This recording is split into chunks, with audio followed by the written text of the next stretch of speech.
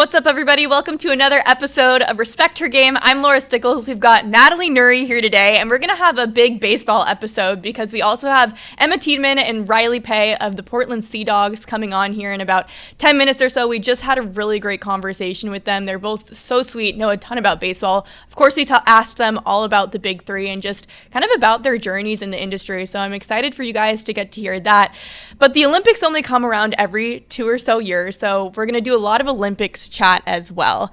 And I think we're going to kick it off actually with Katie Ledecky, who became the first American female swimmer to earn 9 Olympic gold medals during this Olympics. And every Olympics, I feel like I kind of laugh because she wins the 1500 by like an entire pool length. And honestly, I'm not surprised at this point. And I'm almost more surprised that other people are surprised. I'm like, come on, guys. Like, you should know this at this point. She's like the best swimmer in the world. Like, what were you expecting? I know. And, you know, I love Katie Ledecky. I love what she's done for the sport, for women's swimming. I think she's proven time and time again that the 1500 that's her event. She comes in and she won by, I think, 20 seconds. So the 1500, that's 30 lengths, 15 laps, and she won by 20 seconds, which is insane. I actually heard Michael Phelps was talking about her, and he's like, we've trained together on these threshold sets where you try to maintain a pace, and he's more of like a mid-range swimmer, but I think she beat him. He was saying, he's like, we try to do these threshold sets. She always beats me because I can't hold on to the pace, but she can't. So if we're doing the 1500, Katie Ledecky might even beat Michael Phelps. And I just think I have a ton of admiration for her, everything that she's done for the sport and for women in the sport as well, and just women in sports in general. She's someone to look up to, someone to idolize, and the sky's the limit for her. Yeah, she actually trains in Florida with boys. She calls them her like Florida boys that she trains with. One of them being Bobby Fink, who won the 1500 for the men. And she actually said in her post-swim interview, I don't know, like, what do you call it? Post-game, post-swim interview? I don't know. She said in her post-swim interview, something that I thought was really sweet. She said that she kind of let her mind wander. Obviously, that's a long race. Like, there's you can think about a lot during that time. But she let her mind wander, and she thought about all of the other people during the years that she's trained with and the people that have stuck with her. And so she thought about those Florida boys and the guys that pushed her and, that motivated her to really put together a good swim. When she said that, it gave me chills. Like, clearly people have inspired her. She inspires other people. Just what an awesome person. Yeah. I think, first of all, I'd love to read her book. I think she just came out with a book. Yes, I don't exactly know the title of it. I just saw it at Barnes & Noble. I saw it as well, Yeah, I'm like, this is something that I need to get my hands on for sure. I think she's wonderful. It's wonderful to watch her swim. I mean, she gets herself, you talk about letting her mind wander into these like positive places. Like, she gets herself into this rhythm, into this cadence with every stroke, and she takes a breath every stroke. You can see that she's in that rhythm once she gets there. It's beautiful. It's an art to see her do what she does and to continue to accomplish all the things that she does as well. The 800, the 400, I think she's just amazing. I love watching her, and I know that she'll be ready to go, maybe even more so for the 2028 Olympics. Our producer, Carolyn, just jumped in my ear. Her book is called Just Add Water. So I guess go to Barnes & Noble and pick that up. I'll go get that. Yeah. No, she's clearly just inspired a generation of swimmers. And I remember even when I was at Stanford, she was at Stanford at the same time of me, and Avery Aquatic Center would sell out every single swim meet. There would be thousands of people there to watch her swim. Simone Manuel was also there at the time, who was another Olympian. Truly, so many people will go to great lengths to see her swim, and she even lifted actually next to me. Because I was an athlete there. She used to lift next to me one of my quarters at Stanford. I think it was my junior year or something, and during one of my lifts, she'd always be on the platform next to me. And I remember thinking how cool it was that like I got to be kind of in the presence and working out with one of the greatest athletes in the world. It even motivated me too. So yeah, grateful. I'm honestly just grateful for everything that she's done for women's sports and the respect that she's kind of earned for herself. It's amazing, truly amazing. And did you see her cheering on Bobby Fink in the 1500? Yes, she was like a proud mom. She had her cowbell out and everything, and she trains with Bobby Fink, and she was telling I think in an interview, she was like, we train in the 1500 every single day. And if she's the best at the 1500, he might also be the best at the 1500. So to have that support system around you to train together every single day, to set records while doing it, it's easy to cheer on your teammates like that, whether you're in a women's sport or a men's sport, your teammates. And to be able to cheer like that, I'm sure she felt a lot of pride for him and just happiness in general. If I could have Katie Ledecky cheering me on the way that Katie Ledecky was cheering Bobby Fink on, I don't know what I would need the motivation for, but like sometimes I feel like I need that kind of motivation in my life. No, the swimming has been awesome. I want to transition quickly. I know you didn't get a chance to watch the gymnastics, but there were some really special moments in women's gymnastics this week. Suni Lee's bronze on an uneven bar stands out to me just because she actually said 3 years ago in Tokyo, she also got bronze in that event, but she wasn't happy with the routine, and she left feeling like she didn't earn that bronze medal. But she said, like, even if she medaled or not, she would have been happy with how that went because she put together a really good routine, and it was just kind of like the cherry on the top. Cherry on top. Cherry on the cake works. Yeah. Cherry on top. It was just the cherry on top for her. She had actually fallen during the same routine in warm-ups at one point. That was during the team team final, I think. Yeah, I mean, just in general, in my brain, it's hard. Those moments kind of shake you up a little bit, but for her to come out and perform the way she did, I think she should be really proud of herself. And it's a testament to the mindset these athletes can get themselves into. Just, it's like, hey, you might have a minor setback here, but let's have a major comeback. And she did that. So very cool to see that. Yes. And Rebecca Andrade, too. She won the very last individual gymnastics event. She won the floor. Yeah. Simone got second, and then Jordan Childs finished third.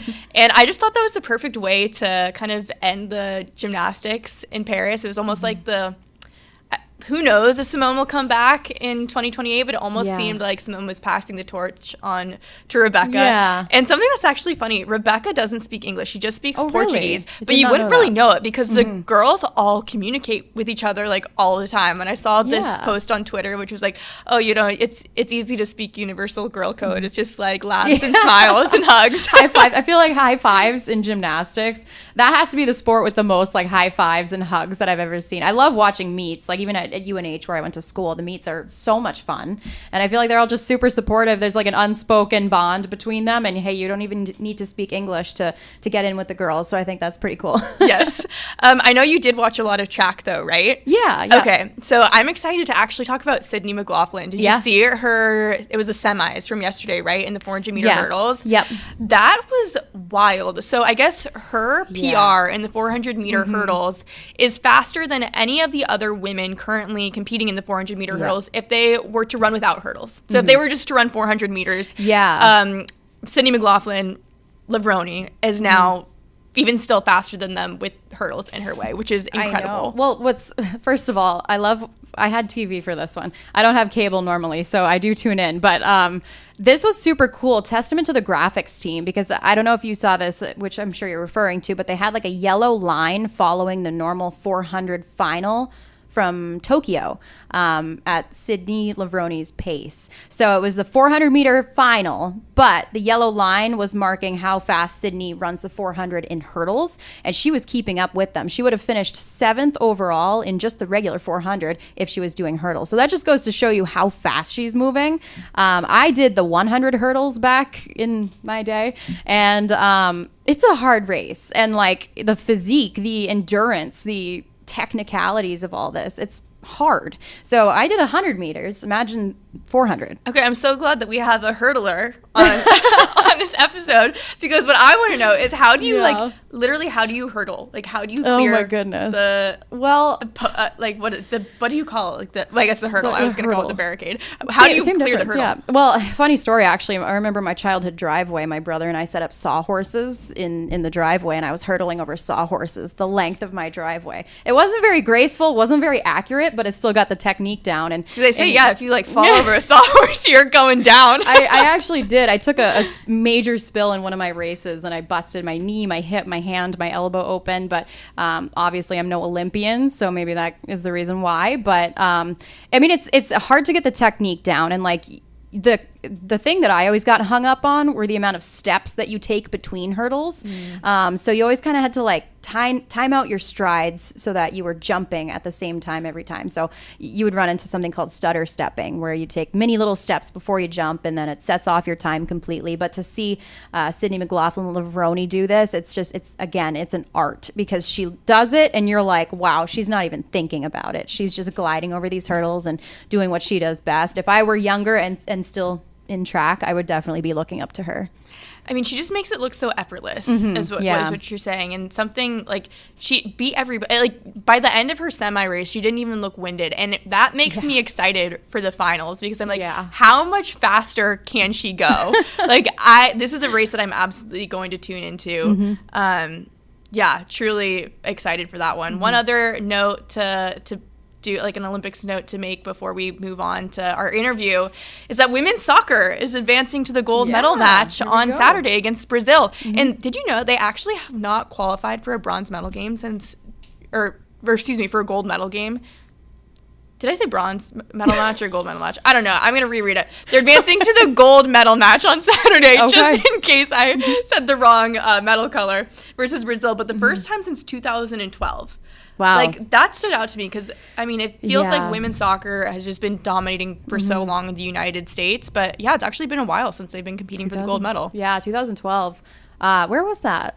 Was that London? I was going to say London. Crazy to think about that, because you're right. Women's soccer in general has made so many strides the past couple of years that it's like, wow, okay, you would think that they had a little more, I guess, Olympic success. But I mean, good for them to get back there. I love soccer. I love women's soccer. I also played that. I tried a little bit of everything. Thanks, mom and dad. But I think that's amazing. I think that's something I might tune into, because I haven't watched soccer in a long time, and to support the girls doing that kind of thing. Gold medal game, obviously a bronze or a gold, still a huge accomplishment. And I think back in 2012, I was 13, so that's a long time. It's a long time ago. Yeah, can you believe it? There's barely just a week of the Olympics left. I know, it seems like it just started. Yeah, it's flown by.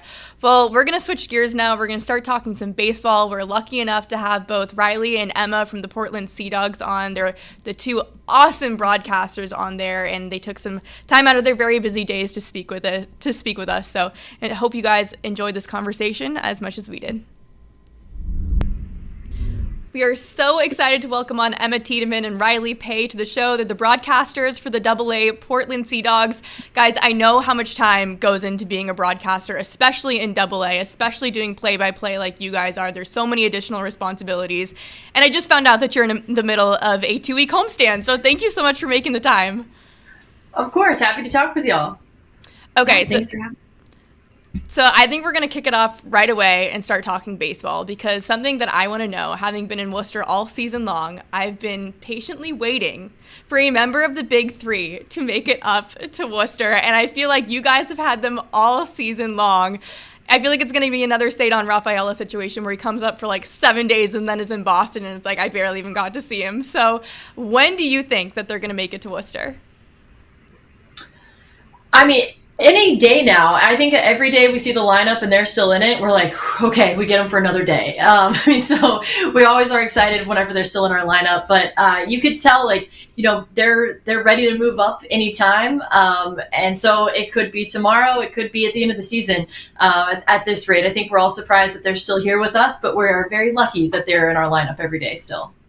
Now, you talk about the surprise that they're still there, but on the other end of that, have you sensed any kind of frustration from them in that next move to AAA? Have you seen them like ready to go, or what have you sensed from the time that they've stayed in AA in the anticipation of that move up? Yeah, I wouldn't say there's any frustration in that sense. The way that they carry themselves is very mature, very professional. And something that always sticks out to me about Marcelo is a quote that he always says, he just wants to be where his feet are. And you definitely see that in the way that he goes about his business every day. All three of them, I think, just love playing together. And to have them all on the same team is really unique and really special. So they're a very present group. And every day that they come to the field, you see just that excitement of getting to play together and just going about their business every single day. So I think they're, of course, going to be ready when the opportunity arises to have that promotion, but they're just going about their day and really taking advantage of every day here that they have in Portland. I think Alex Spear was on one of the Worcester broadcasts this past week, and something that he said that stuck out to me was just that they use it as motivation. Like, they think to themselves, we're in AA because we're not yet ready for AAA, and they use that as kind of fuel for the fire. So, yeah, I love what you said there, Rylee. Who do you think is going to make it up first? That's a great question. My first reaction would be Marcelo, just because of the sheer amount of doubles that he has had, and his batting average has been, above 300 for a while now. Roman Anthony, though, has gone on an absolute tear. The last, 2.5 weeks, I would say, has 4 home runs in the last couple of weeks also. So to me, it's kind of a toss-up between those two. Kyle Teel is a catcher. We look at the catchers in Worcester right now. It might be a little bit of a time for him to have a spot open up, but I would think Marcelo gets that first call. Now, Laura and I are anxiously awaiting them to come up. I know that I haven't gotten to speak with them yet in my career, but I'm looking forward to the day that they do come up. But just for the media side of things, what is it like to interact with the big three? Is it easy to kind of chat with them? Do you sense that sometimes their youth kind of comes through in their interviews? Or what is it like as media members to interview and work with them as players? They're honestly fantastic from the get-go with the hype that comes around that kind of prospect group, all 3 of them at once. There was, of course, a lot of attention early on in the season, a lot of people wanting to talk to all 3 of them at the same time. And I think that they're really bought into that, and they understand that that's a part of the business, and also a really neat factor when you have that kind of prospect hype that people want to talk to you so often. So they're really great about every day, whether we need them for 1 interview or 3. They say, let us know where you need us and we'll be there. So they're awesome in that regard. Roman Anthony is another one that always stands out for me too. He just turned 20 years old, but by far just the most mature 20-year-old you'll ever meet. The way that he's able to articulate in interviews, he gives you great answers and just always some really great perspectives. So they're going to be more than media trained by the time they get to Worcester and Boston, and just a really great group to work with and great personalities every day. I'm always so impressed with these young guys when they get brought up. I know Jackson Holliday came through Worcester this year, and he spoke with the media, and my biggest takeaway was just how poised he was, and the way he was able to communicate everything that happened to him that season was so impressive. I'm always just so impressed by all of these young guys when they come through all of these systems. But I'm curious too, like, how would you describe, like, what's a good story that sticks out to you guys about like one of their off the field personalities, or just a funny moment that maybe people don't get to know? I think, lately we've been trying to incorporate them with more social media videos and stuff. And obviously Kyle Teel, the DJ on the side, DJ Bass Monkey. We knew that, yesterday we're talking to him, we knew he'd be a good guy to ask about a music question. And not only did he answer our question for the video, he brought up the song and then started singing along to it. And he just has this outgoing, fun personality. You get him talking about music, and he starts performing for you. And just a really lively personality, fun guy to interact with for sure. Okay, how is Kyle Teel actually as a DJ? I know that he's gotten a lot of attention for his DJ set, but like, what's the quality of DJing? Well, from the consensus that we have, he DJs post-game in the clubhouse. So I haven't seen it live, but I've heard really great reviews from all of the guys in the clubhouse. They love when he gets it going post-game. They say, like, it'll rattle the lockers too, because he's just got a whole setup with a board and everything like that. So we actually did ask him yesterday in the midst of that TikTok for a BP playlist with some of his mixes. So we're waiting on that, and we'll have an official review for you shortly. Now, I'm curious to know, when it comes to the big three, who has the best walk-up song? That's a good question. Yeah. And one that's been kind of a topic this season too. Roman Anthony's kind of gone through a couple changes in his walk-up song. I think he's on his 3rd one this season, but I talked to him about his walk-up song because he wanted to change it to Unwritten by Natasha Bedingfield, but he realized that Nathan Hickey had already had that one in AAA. So he said, actually, Rylee, can we change it back? I'm really sorry, but I can't do that. Like, Nathan Hickey already has it. And so there is a bro code to walk-up songs. You can't take that from another teammate at another level in the system. But I would say his are always pretty good. And he talked about just how that becomes a part of the player's personality, and the crowd can get into it and buy into it. So he kind of changes his a couple times. Marcelo has a great one too, and Kyle Teal has always been Red Hot Chili Peppers, I think. He had that last season. We had him for 10 games, and he kept it this year. So they're all great, all very different genres. So. That's awesome. I'm hoping you guys can put together like a SoundCloud or something of Kyle Teal's, I don't know what you call like DJ mixes or something. I'm not really into that lingo, but I would love to hear some.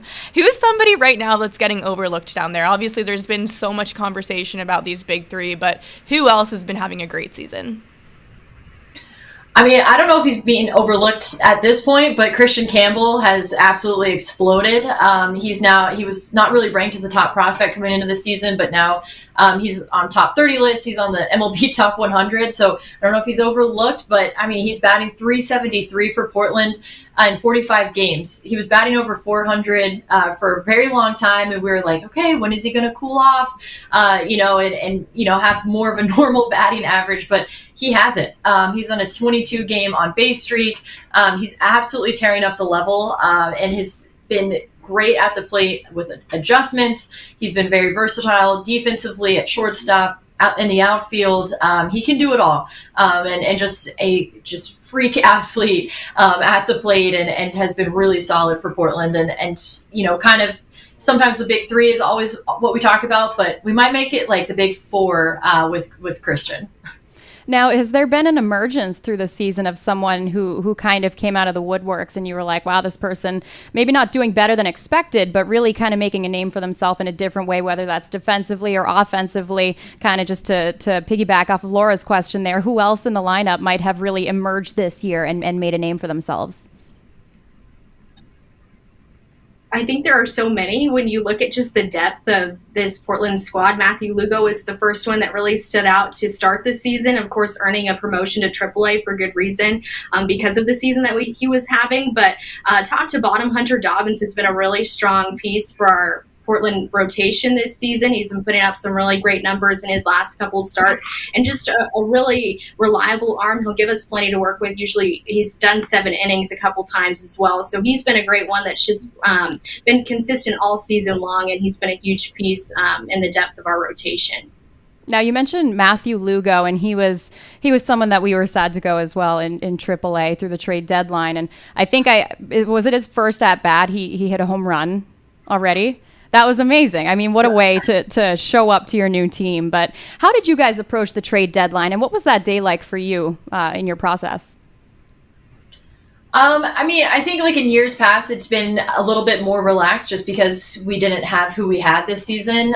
This year, with all the other teams making so many moves and constantly refreshing Twitter every couple of minutes, seeing, the rumors and kind of be on the lookout if we were going to have lineup changes or roster moves, anything like that.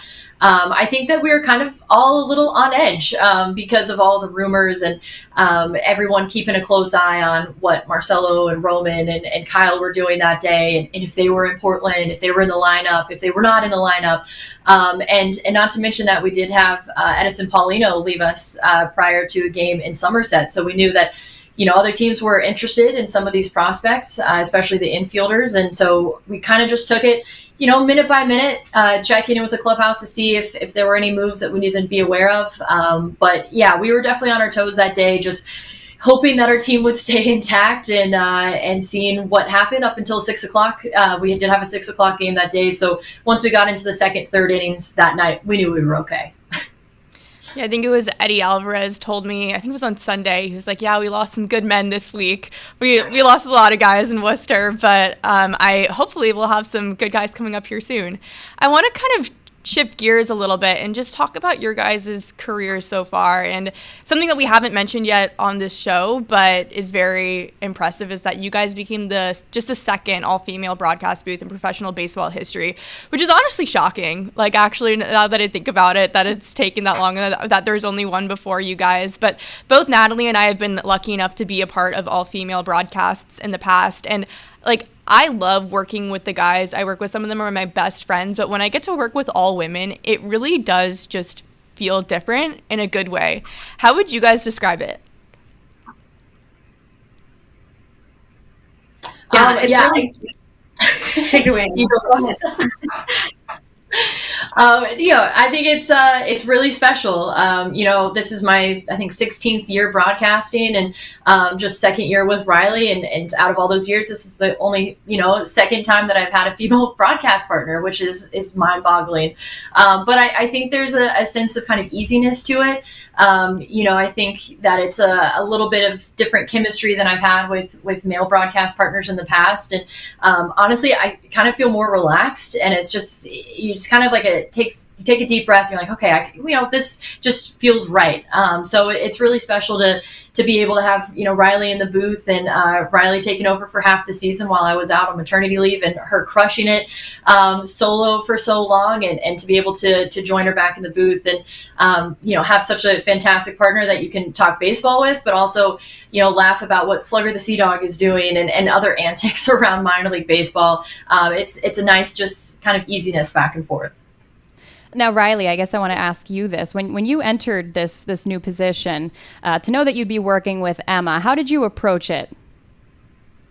That was honestly one of the most exciting parts of this job, and something that really stuck out to me when I was applying. I was just finishing up college and kind of trying to get a gist of the landscape of broadcast and what it would look like post-grad. And I saw that job pop up, and knew that it was something that would be a really neat opportunity if I had the chance, just to be able to work with somebody who understands kind of the place that you're in, and also understands what's to come. She's already been in my position after college and trying to gauge just the broadcast scene. So I thought that was a really neat perspective too, and just to have somebody that sounds like you, I think, is cool too.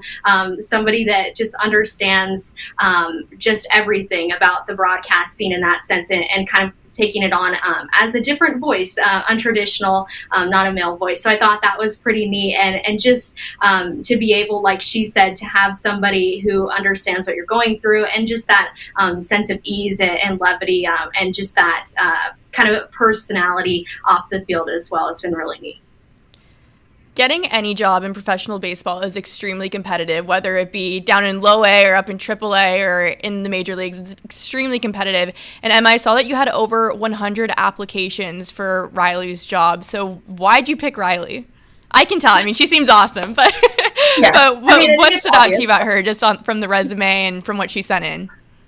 Yeah, I mean, it was so competitive. I think resume, she had the Cape League on there, was focused on broadcasting in college. And then honestly, it was whenever we had the first interview, and we were just able to kind of have a conversation versus question and answer.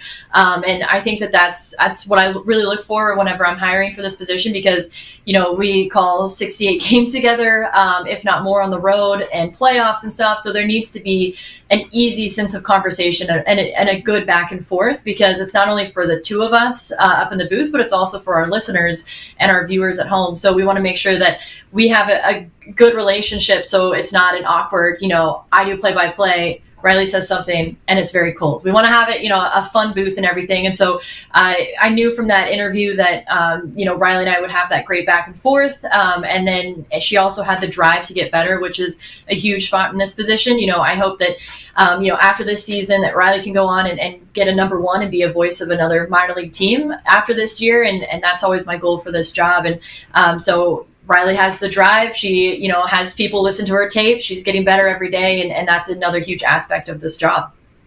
Now, there's a lot you could unpack in that answer right now, but one thing I want to talk about in particular is your dynamic. Rylee, you mentioned the personality on and off the field, and Emma, you just talked about how well you work together. Now, can you kind of explain your dynamic? Obviously, we know baseball's a long season. You're together probably more times than you're not together. So how does that dynamic come through on the broadcast, and what's the friendship like when the cameras are off? She's the best. I tell everybody how funny she is, and I think that's one of the best parts about Emma on a broadcast is she is 100% who she is off the field on a broadcast as well. So you're seeing that authentic version. And just as far as our dynamic goes, she's such a mentor to me. I learn so much from her every single day, just the experience that she has in this role and in this industry, but also more than anything, she's become just such a friend as well. And I think something that's really neat and something that I'm really fortunate to witness is her being a mom this season, and just how she's taken it all on with stride. She got back in July and didn't skip a beat. The same Emma that she was right before maternity leave. And it's just so impressive to me to see her be able to do both, and also bring her baby around the field. That's always some of the highlights of my game days as of late too. She's the best. Emma, what's it like being a mom doing this? I'm so glad you brought that up, Rylee. It's wild. It's hard to describe. Honestly, I'm still getting used to it. Lucy's now 5.5 months old. But yeah, it's an interesting balance of the family and work life. And I think up until this season, I always tried to balance, just life and work. But now it's totally different whenever you have a baby at home. But I think it all comes down to the organization that the Sea Dogs are. Like Rylee said, Lucy comes to the ballpark a lot. She was here last night up in the press box, and the Sea Dogs are a very, very family-focused organization. And so when I have to bring Lucy to, say, our morning meetings, and she sits on the table and watches us all as we talk about the promotions for that night and our pre-sale numbers and everything like that, no one bats an eye. Everyone is just like, yeah, this is how we are able to balance working our hours and then also having a family at home. So I think, all the props go to the Sea Dogs for that, of, having this type of office that allows that to happen. And it's super cool now to have my daughter at ballparks. She not only comes to Hadlock Field, she also travels on the road with us as well to other Eastern League ballparks. So it's cool to kind of have her go with me through different travel experiences and to kind of have her along as well. It's really special. That's so special. And she's so lucky to have somebody like you that's a trailblazer, to look up to. Rylee, another question for you. What was it like getting to do all of those games while Emma was on maternity leave? Something that I've loved over the last year is kind of really getting to learn more about kind of the art behind play-by-play when I talk with the play-by-play guys. So where do you feel like you were able to grow most in that time?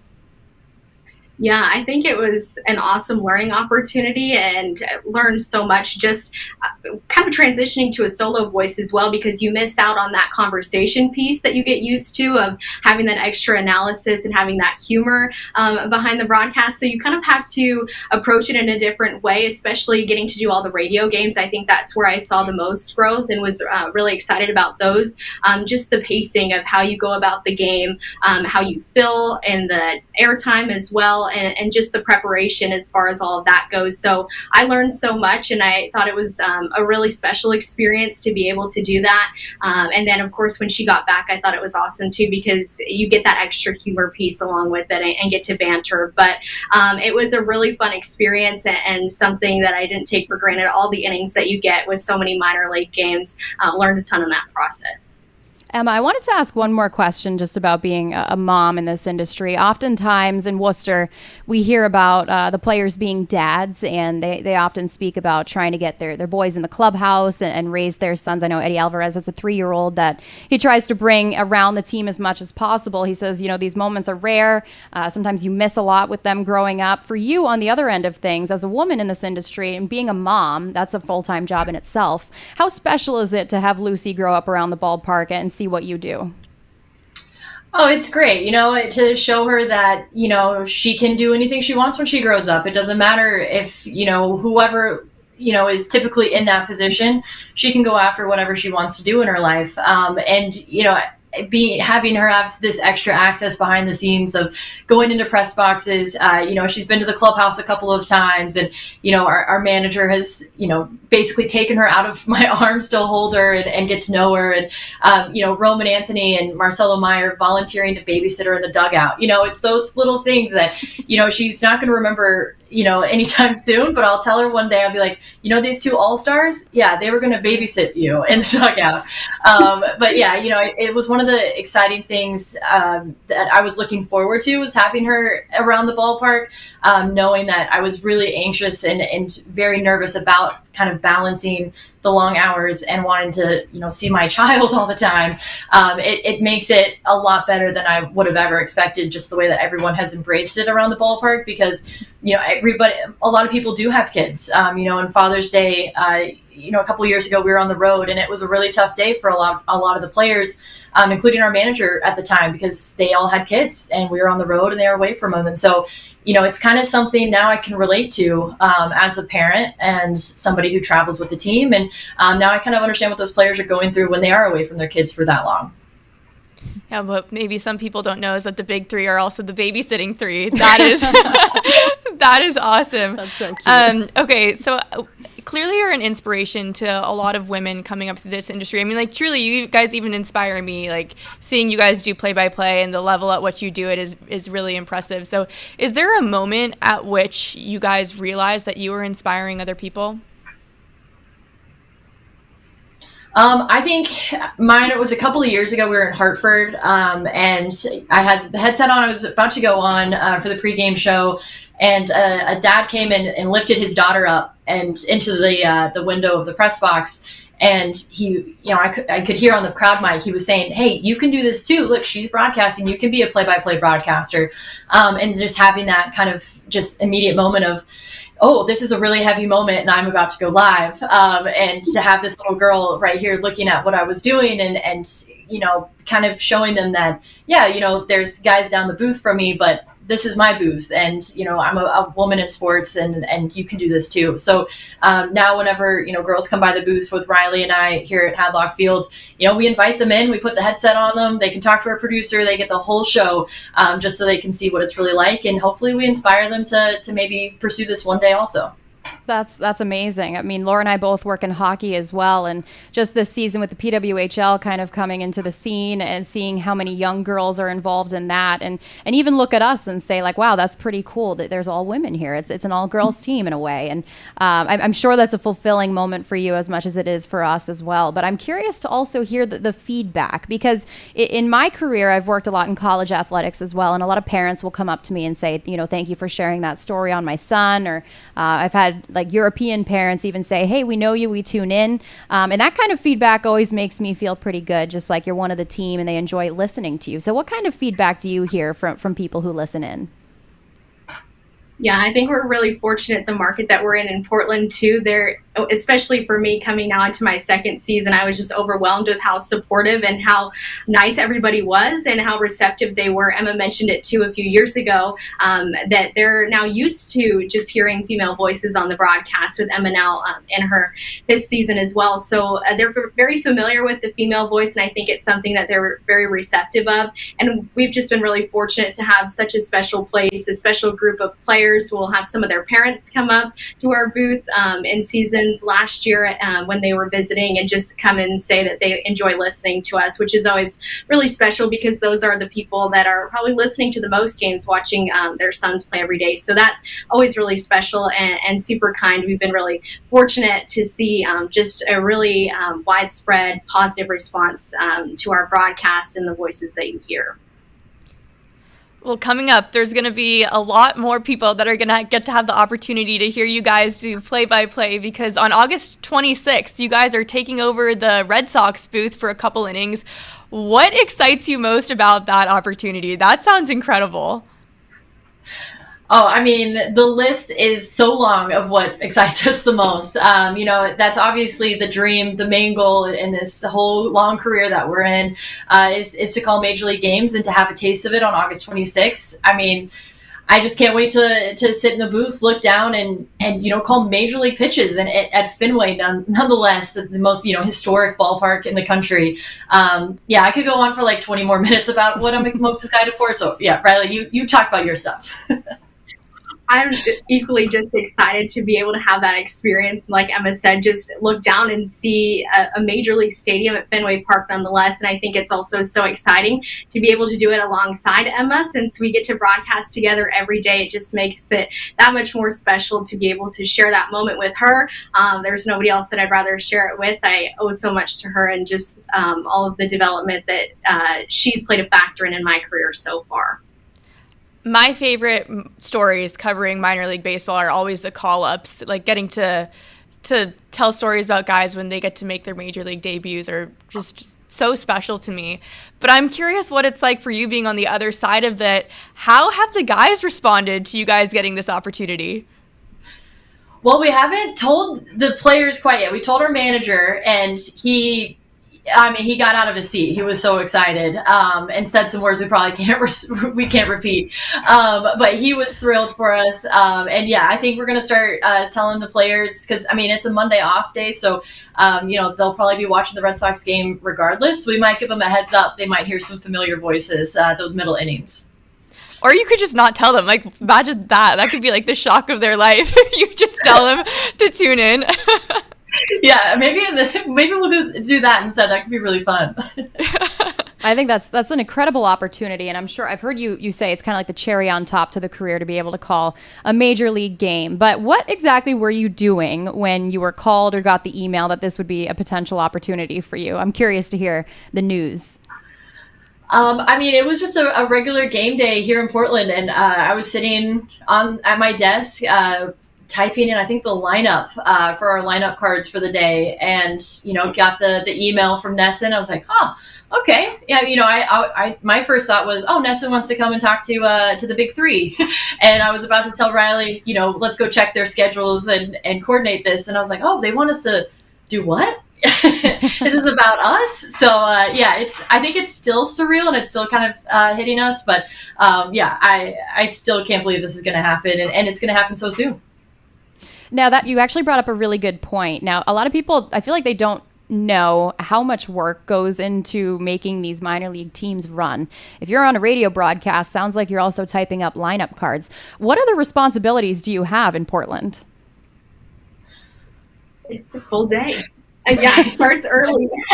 Today we actually began the day with the tarp pull too. So start with the tarp pull, and then after that we'll have our morning meeting with all of our staff in the front office, just going over our promo schedule and what's set for the day. And then from there we just kind of get going with the momentum. We start our game notes. We'll kind of split it up and share those. And then we do our lineup cards, print stats, run those around to coaches, check in with our manager, see if there's any transactions for the day, because that all goes through us as well. And then just kind of keep going from there. When the team shows up, we'll usually have some media requests that we'll go coordinate with them, stop in the clubhouse, check with their schedules, coordinate media for the later half of the afternoon, and then just prepare for game day, fill out the book, do the game, and then write the recaps as well, graphics in between there. Really just anything game day, we probably do in some form or another. Truly, like I said off the top, like AA baseball, I feel like in particular, it's just at that level where it's the prospects are just good enough that they're getting a ton of attention, while at the same time, it's not like, I feel like there's maybe slightly, the guys in AAA are going to kill me, but like there maybe is slightly less responsibility in AAA, where it's just AA is that perfect storm with just like so much that you guys have going on. So thankful that you made the time. But I have one last question for you. I know, so I have Twitter, obviously, on my phone, X, whatever, and I have different lists for hockey and baseball, and on each list is just a bunch of women that I look up to, that inspire me. I like to watch their interviews and get tips from. Who are some people in this industry that you look up to? For me, first is Susan Waldman. I know she's with the Yankees, but you cannot deny that Susan. Sorry, but Susan is she's incredible. She's been the color analyst on WFAN for many years, and she has gone through it, and she has stuck with it. The fan feedback wasn't great for her early on, and you can hear all of her stories, but she kept showing up, she kept going to the booth, and to listen to her, and formerly John Sterling in the booth before he retired this season, she was such an easy person to listen to, and has this like crazy memory of everything baseball and Yankee related. It's really fun to listen to her. And then now, Jenny Kavnar has always been someone I've looked up to, and especially now as a mom, it's great to know I can just shoot her a text if something happens during the game or during a work day, and say, I just really miss my kids today. She can relate, and she's doing it while working with Oakland and doing her thing out west. So I'd say those two are top of my list. Yeah, there were so many for me as well. Emma was always one that I was really familiar with, her work, and a big draw here. But Melanie Newman was another one that stuck out to me and was actually my initial visual of play-by-play. Really, I grew up watching the Orioles. My family is from the D.C. area, so I grew up watching the O's. And then one day I was during a summer internship for college baseball in the Northwoods League and turned on the TV and saw that Melanie Newman was going to be calling the game. So that was a really surreal moment for me and kind of opened my eyes to play-by-play as well. It initially wasn't on my radar, and then just being able to see that visual, and then later down the line in my Cape League internship, having some really awesome broadcasters and mentors turn to me and say that they trusted my baseball eyes, and that I should trust them enough as well to take the play-by-play for the next inning. And that's kind of where it all began, just having that opportunity to see somebody else doing it, especially for a team that I had watched growing up. So that was really neat, and she's one that I really enjoy watching still to this day, and all the work that she does. Jenny Kavanaugh and Melanie Newman are both on my baseball list of people I look up to, so those are all great picks. And I know that there's a lot of people out there too that are looking up to you guys, so thank you so much for making the time for us today. And I'm so looking forward to watching you guys and hearing your calls on August 26th. It's definitely not going to be a broadcast that I miss. And thanks for joining Respect Your Game. Thanks so much for having us. Thank you, guys. That conversation was so awesome. I love both of them. They're both so sweet. And I'm going to keep the baseball talk going, actually, because my win of the week is baseball related. Okay. My win of the week is baseball related, and it's Nick Sogard getting his call up to Boston. This actually happened about a week ago now, but we had already recorded last week's episode before it happened, so it didn't get to be my win of the week then. But Nick Sogard, as you know, he's like one of the nicest guys. Well, he's not in Worcester at the moment, but truly was one of the nicest guys in Worcester. And I remember when I started in Worcester, he was one of the first people that I felt comfortable going up to and talking with. He's just like the greatest person. And to see how hard that he worked to kind of retool himself almost as a baseball player to add that power to his swing, and now he's getting the opportunities that he deserves up in Boston is so exciting. And, you know, hopefully I never see him again because he'll be in Boston and he'll never come back to Worcester. But if I do, I'm so excited to see how this journey was for him. And actually, his interview with TC made me smile after his, was it 2-run single? Yep. Because he was very stoic and didn't tell TC a lot. And I was like, you know what, Nick?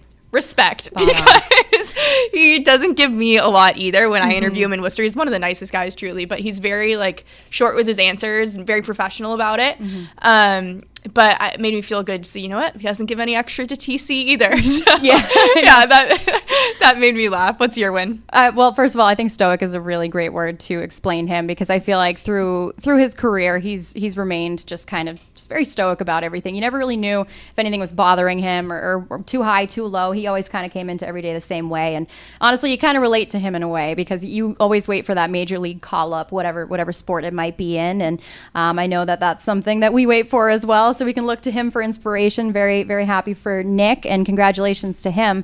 On that topic, my win of the week was how many I'm going to say female commentators there were at the Olympics. I actually looked this up. So this is according to the Olympic Broadcasting Services. They hired, I think, 35 female commentators. So that represents 40% of the commentators at the Olympics were women, which is an 80% increase from Tokyo and almost a 200% increase from Rio. So to see that representation, I think Lori Hernandez was in there on gymnastics. Yeah, she did the all-around finals. And she was doing all the finals, actually. Yeah, she's awesome. I just think that's amazing. I know a dream of mine was to always kind of go and cover the 2026 Olympics. Let's say maybe I'll learn Italian, go to Milan. But the Winter Olympics was something I always wanted to work in. That was on like my 10-year-old bucket list. So to see this representation, have the numbers talk, I think that's a win of the week, and possibly a win for future of women commentators as well. Yeah, totally. I mean, the Olympics is a bucket list item for me as well. Like, even just to go. Just to go, but also like I want to be there working, you know? Yeah. No, so that's such a great win. Also, one more win. I saw this note before, and I wanted to get it in before the Olympics is over. Colin Jost in Tahiti. Have you seen any of his stuff? Maybe. Oh my I don't gosh, know. it's so funny. Colin Jost is the surfing correspondent in Tahiti, and it is cracking me up. Like, truly great job, I think, by NBC on this Olympics. Yeah. I've loved their coverage. I've loved their prime time, and I love that they sent Colin Jost to Tahiti. It's made me laugh. Yeah. Anyways, that's it for Respect Her Game today. We got to go before I start stumbling over any more words. But Get Natalie, your this was coffee. such a fun episode. Thank you so much for joining me today. This was awesome. Thank you, Laura. All right. Thank you guys for watching this episode, and we will see you next week.